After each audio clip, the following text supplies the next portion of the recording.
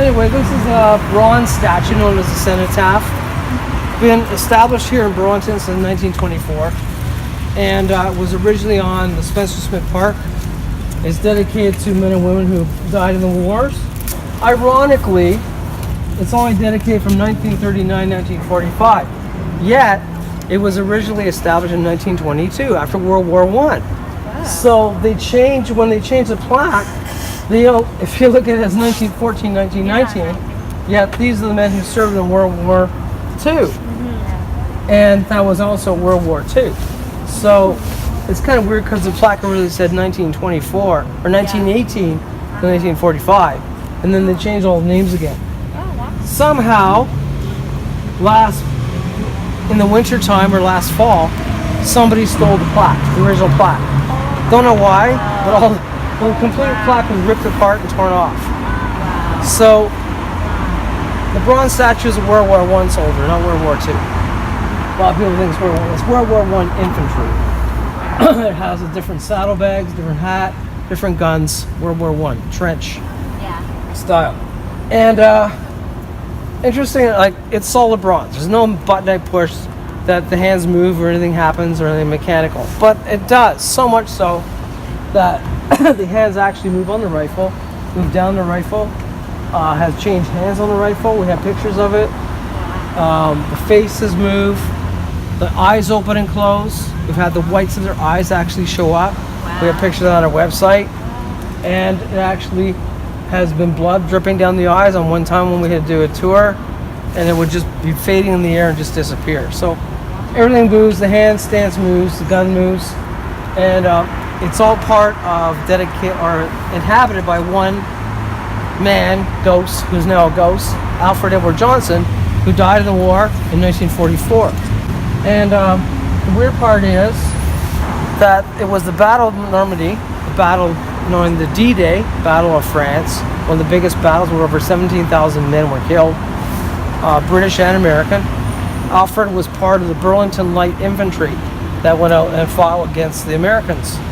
And he was killed in battle as he was entering into the battle zone in France. He actually was a sergeant, and he died saving about 500 lives. He interrupted the enemy. The enemy were firing on him and his other man, and the rest of the men went through and carried on into the town. So to this day, Alfred considers himself a hero. So he's considered a hero, and many people have heard of voices, sounds, marching feet, yelling, talking, sounds. I lived a hero and I died a hero. And many people heard this in a gruff voice. So anytime there's loud noises. So anyway, Alfred to this day is a part of the statue. And when it comes to Sound Music Festival and anything big or lots of noise and sounds, he thinks we're under attack. He knows he's dead. He's protecting the city of Burlington from invasion, and he's standing on guard. So he's also said, please remember me. I lived a hero, I died a hero. And that's mostly what he's here. And he has basically moved on and passed on and come back. And he's inhabiting the statue. His name is roughly around here somewhere where I saw it last. It's on the plaque. I know. I just can't see it right now. There it is, Alfred Edward Johnson right here.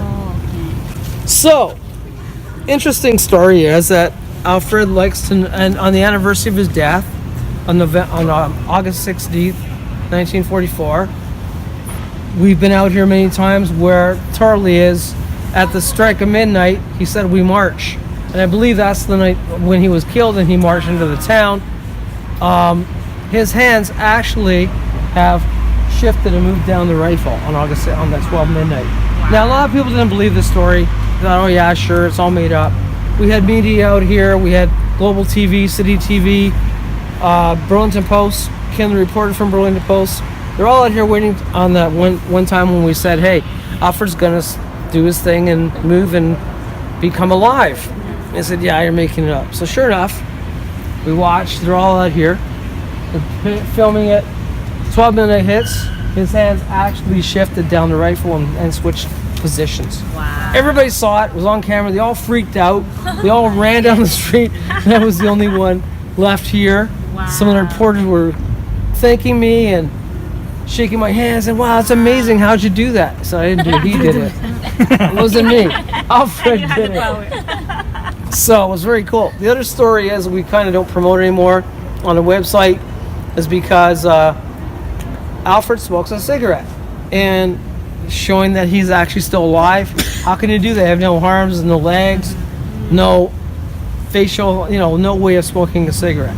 So we're gonna get good Andrew over here, my buddy, to finally give me a cigarette. So the way this story happened was years ago when we were doing this, my friend Jim, he had a pack of cigarettes, Players, and he started smoking a cigarette and he actually dropped it, and as he dropped it, the whole thing went zoom, all the way down, like a cigarette, just like a zoom. And we did another one, and it went zoom, and we gave Alfred a whole pack. It was unreal. So what I'm doing is holding the cigarette up, and he's gonna love this because he hasn't had it for a while. And if you watch, the only way you can smoke a cigarette is by inhaling it. I'm holding it because he doesn't have any arms or hands, and if you watch the top, he'll have cigarette smoke coming out from the top of his head and his mouth. Now look at it, he's puffing on it, and the only way you can do a cigarette or smoke it is by puffing it. If you see the red, you gotta turn off your light, Brian. You won't see that. Oh, maybe it's a lot more lit. But you can see the red, the filament, he's puffing on it, and you can see it's going red when you puff it. That's a cigarette. And I can feel the intensity of his hand, and you can actually see it smoking. Now, I don't know what this one is, a Players? No, it's a native smoke. Oh, native, okay. Well, he always liked hard cigarettes, but this will do because he hasn't had one for a while. So you can see it. Normally, I would go out by now. But he's puffing away. If you watch the top on his mouth, he's going to be puffing it, and it's going to come out the top of his mouth, sometimes his nose. And if you see it go red, come on, Alfred, buddy, you haven't had one for a while. You should be proud. It's smoking and he's puffing away on it slowly. He doesn't really like natives. He's testing it. Usually likes the harder cigarettes, Players. There it goes. See the red? There it is. There we go. There you go. Good boy. Good man. Look at that. So the only way you smoke a cigarette is by puffing on it. There's no other way around it. Look at that. So cute. Wow. Look at that. He hasn't had one for about 6 months. And he gets really mad because when I don't have one here, he looks at me and gets all upset. But this is a show of that life exists after death. He's still smoking the cigarette. And he's loving it. Look at this. And if you watch the top, you usually can see smoke coming off the top. Oh, my arm's getting sore. But I can feel the energy of the intensity, like his pulling on it, pressing on it, sucking on it, drawing it in, and enjoying the cigarette. And then normally that's what ash would drop by now. I'm trying to hold it up for as long as there it goes, there's some more red filament. See, you're puffing on it.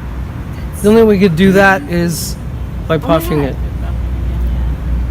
Way to go, Alfred. There you go. Wow. Take a good drag. It was so nice. It like moves so fast. Yeah, and it's going down pretty fast. He might not smoke at all, but he hasn't had one for a while. Wow. And he's still puffing on it. It's crazy. There you go. And I'll show you. Oh, come on, Alfred. I know I haven't given you one for a while, but my arm's tired. It's like, oh, he goes, no, I want more. Like he's all puffing on it. See, it's all red. Yeah. Look at the arm. I want more smoke. And this was seen last. I think you shot it last year, or somebody else. I shot it last year. Somebody else shot it. And look at it. The ash is still going. It's still puffing away. And we got a lot of good reviews on the YouTube channel. So you are witnessing a real act of, there it goes. Wow. Him smoking it. I'm feeling it puffing on it. He's looking at that. He's just puffing like crazy. Because he knows I'm going to put it out in a minute. If you see any smoke on the top, I see a bit of it coming off. Yeah, I've seen it a little bit. When I first looked at this, that me too. The beginning. Nose, yeah. It's off his nose and sometimes out of his mouth. You can see him actually, it's almost like his cheeks are drawn in, like he's puffing it from his cheeks. From this angle. I think he had enough. All right, Alfred. Sorry, but he's still puffing it. It's still going. Look at the filament. Normally the ash would stop. Cigarette would stop by now. Sorry. There you go. Still going. Holy cow. Okay, so if you look at the filament, it's yellow. Oh, wow. Started off without being yellow. The only way you can smoke is to draw it in Yeah, and to see that it's yellow. that's Now for you, fine sir that gave me the cigarette. Alfred likes to reward people when he gives them something. So I've had people win lots of money when they've given me a cigarette and he has a cigarette and it goes back to you. So good luck and maybe you'll win a lot of money coming to you or wealth or good fortune in the next, usually it's 3 days. So I've had somebody who won like, guy bought a lottery ticket on a Saturday night, gave me the cigarette not last year, the year before, and he won I think 2.6 million. wow. After that, and he mailed the media and television and everything. Yeah. Nobody believed it, but it's kind of cool that he won. So They're like, oh, it's a coincidence. yes. So thank you, Alfred. Hope you enjoyed that. Till next time.